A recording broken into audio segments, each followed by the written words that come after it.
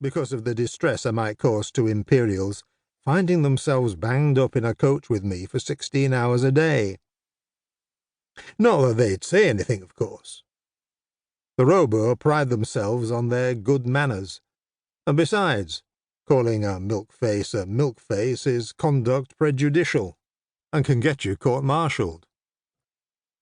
For the record, nobody's ever faced charges on that score, which proves, doesn't it, that Imperials aren't biased or bigoted in any way.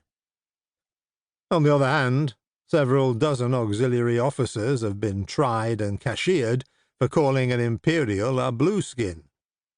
So you can see just how wicked and deserving of contempt my lot truly are. No, I made the whole 4-day trip on a civilian carrier's cart.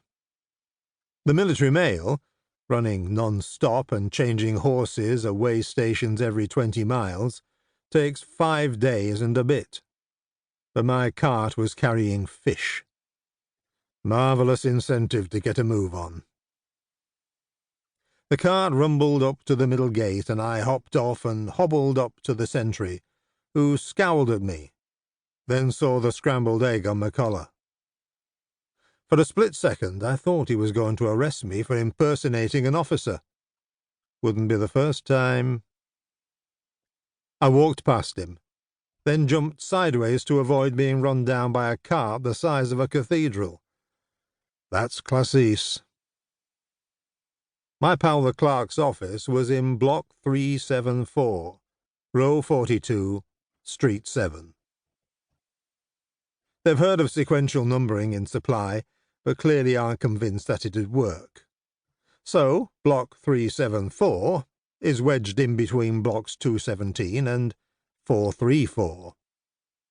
Street 7 leads from Street 4 into Street 32.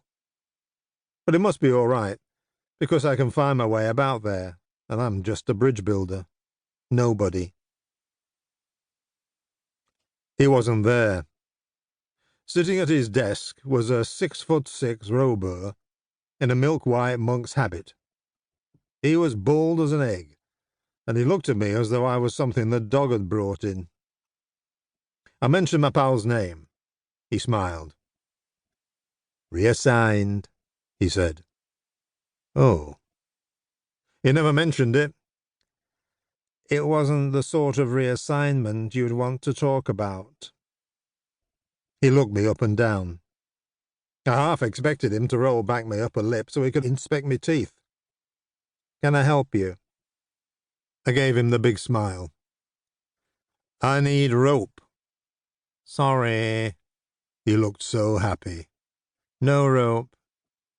"I have a sealed requisition." He held out his hand. I showed him my piece of paper. I'm pretty sure he spotted the seal was a fake.